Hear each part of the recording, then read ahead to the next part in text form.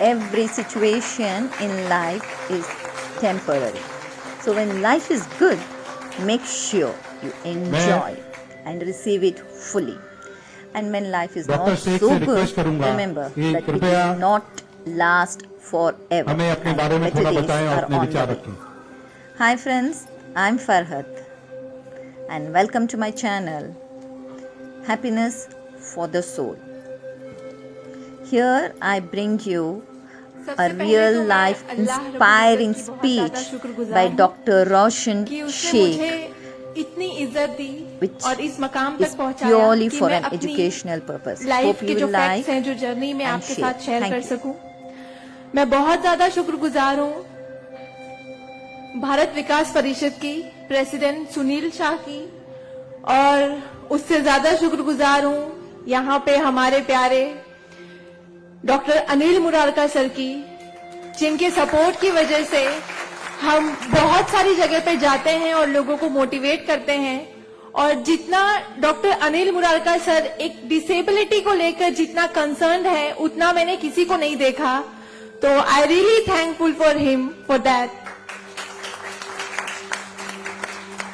2008 मैंने अपना 10th clear किया था। मैंने टॉप किया था पूरे जोगेश्वरी में विद 92.15% लेकर, और मेरा ख्वाब था कि मैं डॉक्टर बनूं और लोगों को सर्व करूं। मैं मिडिल क्लास से ताल्लुक रखती हूं। मेरे जो अब्बू हैं वो वेजिटेबल वेंडर हैं, तो हमारे घर पे बहुत फाइनेंशियली प्रॉब्लम थी। तो मेरा बस एक ख्वाब था कि मैं डॉक्टर बनूं, लोगों की हेल्प करूं, और उसके लिए मैंने साइंस में एडमिशन लिया। देन 11 साइंस जब मैंने एडमिशन लिया, मेरा कॉलेज बैंड्रा में था और मेरा घर जोगेश्वरी में। मैं रोज लोकल ट्रेन से ट्रैवल करती थी Jogeshwari to Bandra. 7 October 2008 that was the day जब मैं कॉलेज से घर वापस आ रही थी। मेरे सेमेस्टर चल रहे थे उस वक्त, और सुबह 10 बजे का वक्त था। 10 बजे आप सब लोग मुंबई से बिलोंग करते हैं, सबको पता है लोकल ट्रेन में बहुत रश आर होता है। वो ट्रेन जब अंधेरी से निकली, मैं अपनी सीट से उठी और मुझे नेक्स्ट स्टेशन मेरा जोगेश्वरी था, मुझे वहां उतरना था। लेकिन मेरे सीट से उठने और स्टेशन के आने तक के बीच में वो एक लम्हा था जिसमें मेरी पूरी जिंदगी बदल गई। मैं जब सीट से उठी, उसके नेक्स्ट मोमेंट मैंने अपने आप को ट्रेन की पटरियों के नीचे पाया, और जब मेरी आंखें खुली तो वही ट्रेन जिसमें मैं ट्रैवल कर रही थी वो मेरी आंखों के ऊपर से बहुत तेजी से गुजर रही थी। एक लम्हे को लगा कि मैं कोई ख्वाब देख रही हूं, लेकिन जब ट्रेन पूरी तरह से मेरे पैरों से गुजर गई, मैं वहां हेल्पलेस थी। और जब बहुत दूर जाके किसी ने ट्रेन रोकी, वो ट्रेन रुकी, और उस ट्रेन को रुकता हुआ देखकर मुझे एहसास हुआ कि मैं कोई ख्वाब नहीं देख रही हूं, मैं सच में ट्रेन से गिर चुकी हूं, और मैंने अपनी दोनों टांगे उस ट्रेन के पहियों के नीचे आ गई है जिसमें मैं ट्रैवल कर रही हूं। वो पूरी 12 डब्बे की ट्रेन मेरे पहियों से गुजर गई। किसी ने चेन रोकने की हिम्मत नहीं की, और मैं जब वहां गिरी तो लोगों ने मुझे देखा, और 10-15 मिनट बाद काफी लोग आए, मेरे आसपास खड़े हो गए। मेरे पास सेलफोन नहीं था। मैंने अपनी बैग से उस वक्त डायरी निकाली, मैंने लोगों को फरियाद की, बहुत रिक्वेस्ट की, बहुत रोया वहां पर कि मेरे घर पे एक फोन कॉल करके बता दो कि मैं यहाँ पे हेल्पलेस पड़ी हूँ विथ हेवी ब्लीडिंग, मेरे बचने की कोई चांस नहीं है। एटलीस्ट मेरे घर वालों को पता होना चाहिए कि मैं यहाँ पे इस हालत में हूँ, मुझे लावारिस लाश बन के नहीं मरना है।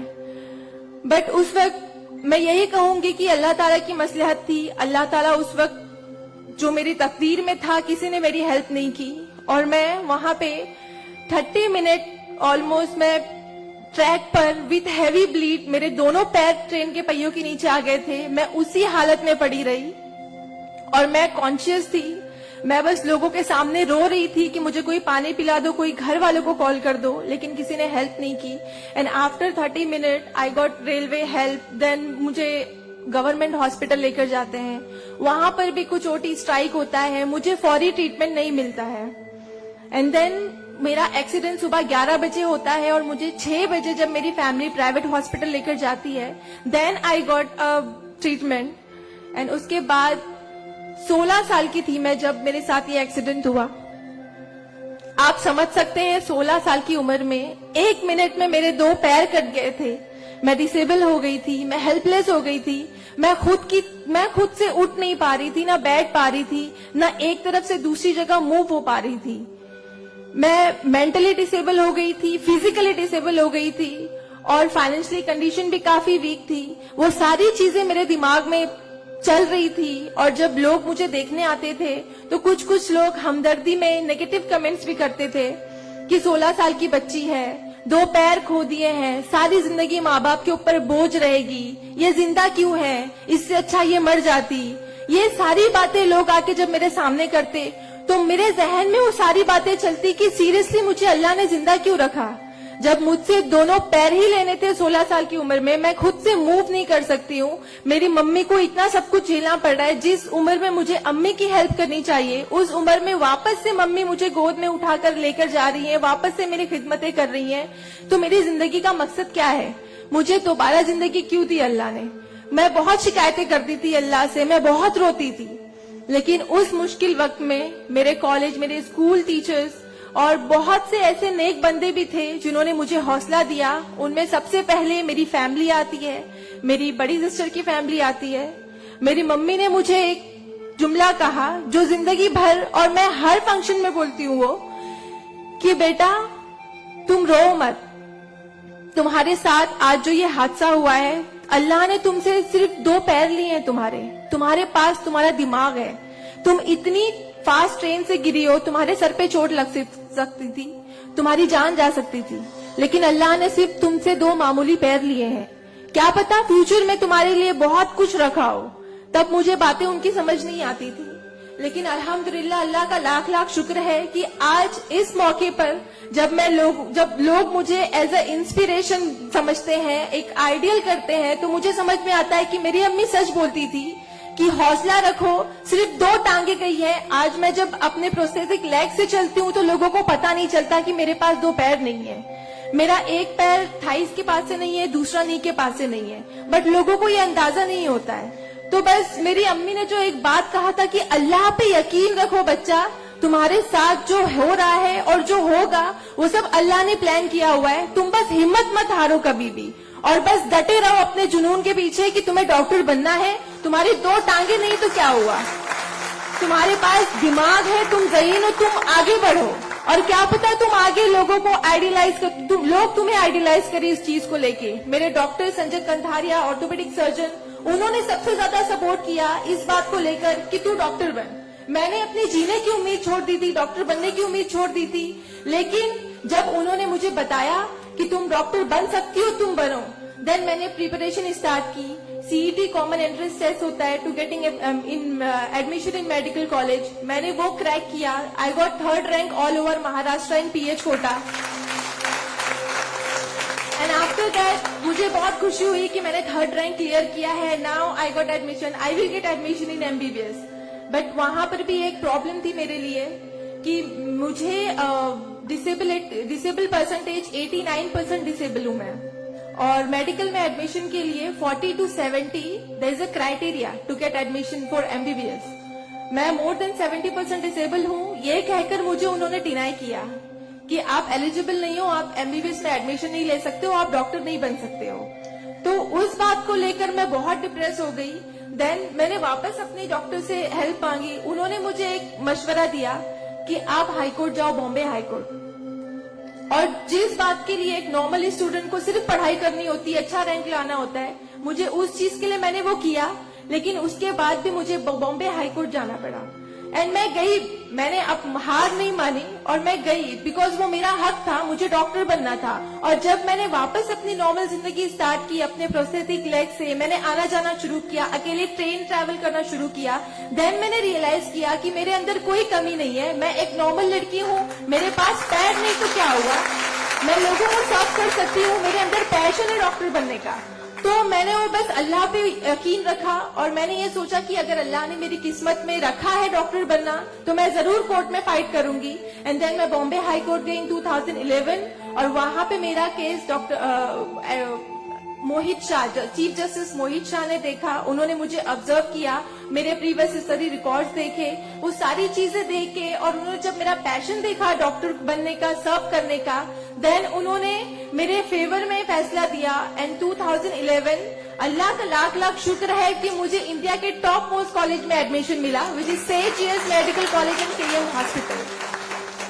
देन 2011 में मैंने अपना एमबीबीएस में एडमिशन लिया। वो जर्नी बहुत आसान नहीं थी मेरे लिए, क्योंकि मेरे पास 2 पैर नहीं है, और जब मेरी काउंसलिंग चल रही थी एडमिशन को लेकर, तो काफी जो डॉक्टर्स का पैनल था उन्होंने मुझे बहुत कुछ हकीकत बताई थी कि आपके लिए डॉक्टर फील्ड आसान नहीं है, इसमें पढ़ाई करना 5.5 साल, आपको एक ओपीडी से दूसरी ओपीडी जाना होगा, और तब मैं 2 क्रचेस यूज करती थी मेरे लिए। तो आपके लिए बिल्कुल भी आसान नहीं है, आप हार जाओगे, 1 साल पढ़ोगे, दूसरे साल आप डिनाई कर दोगे, एडमिशन नहीं लोगे, आप गिव अप कर लोगे। लेकिन बस मैंने दिल में ठान लिया था कि मुझे इन्हें गलत साबित करना है, और मुझे लोगों को प्रूव करके दिखाना है कि एक लड़की जो 89% डिसेबल है, जिसे लोग ये कहकर सुनाते थे कि सारी जिंदगी माँ बाप के ऊपर बोझ पर बनी रहेगी, उन्हें प्रूव करना है कि मैं डॉक्टर बन के लोगों को सर्व कर सकती हूँ। और जो मेरे दूसरे डिसेबल भाई बहन हैं, उन्हें भी शो करना है कि after disability, after accident, post accident जो लाइफ होती है वो आप नॉर्मल गुजार सकते हो अपने हौसले की बनिस्बत। तो मैं बस 5.5 साल मैंने बहुत कोशिश की, बहुत दर्द सहे, लेकिन मैंने अल्हम्दुलिल्लाह 2016 में फर्स्ट क्लास से मैंने अपना एमबीबीएस क्लियर किया।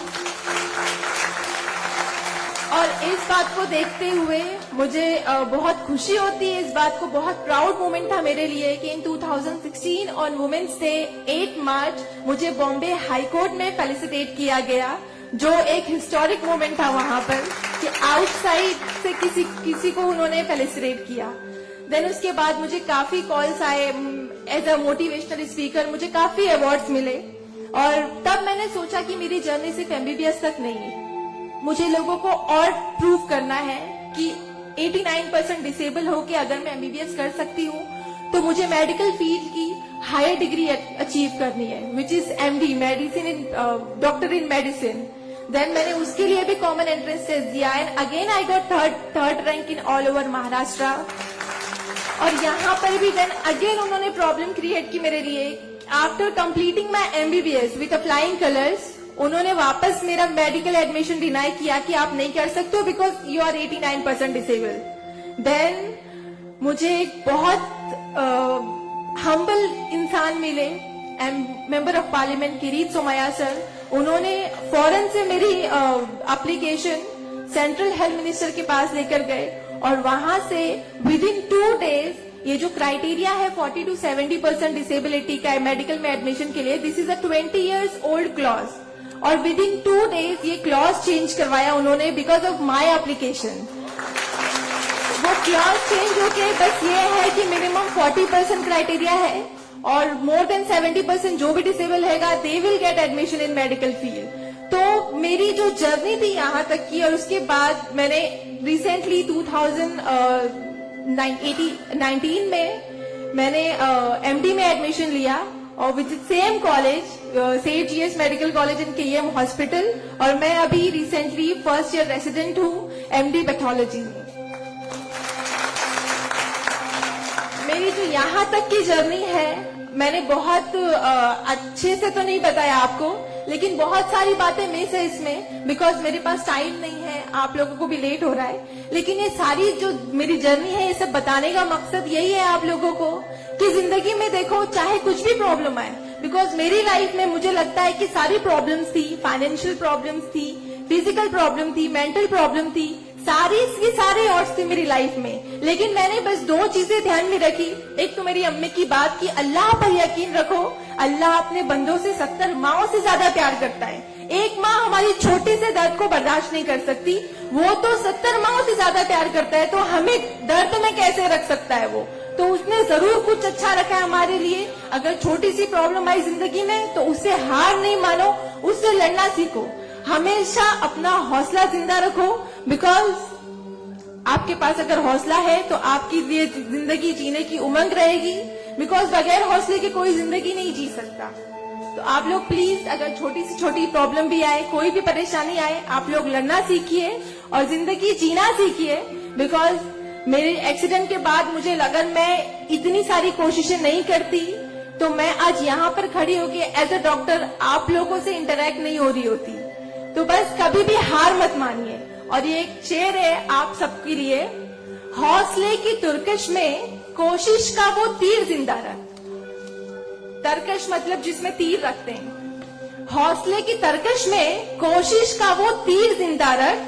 हार चाहे जिंदगी में सब कुछ, हार जा चाहे जिंदगी में सब कुछ, मगर फिर भी जीतने की उम्मीद जिंदा रख। Thank you so much, thank you all of you, मुझे इतने अच्छे से सुनने के लिए। और मैं बहुत ज्यादा थैंकफुल हूँ डॉक्टर अनिल सर की और भारत विकास परिषद की कि उन्होंने मुझे इतना सुनहरा मौका दिया आप लोगों से इंटरैक्ट का। Thank you. धन्यवाद।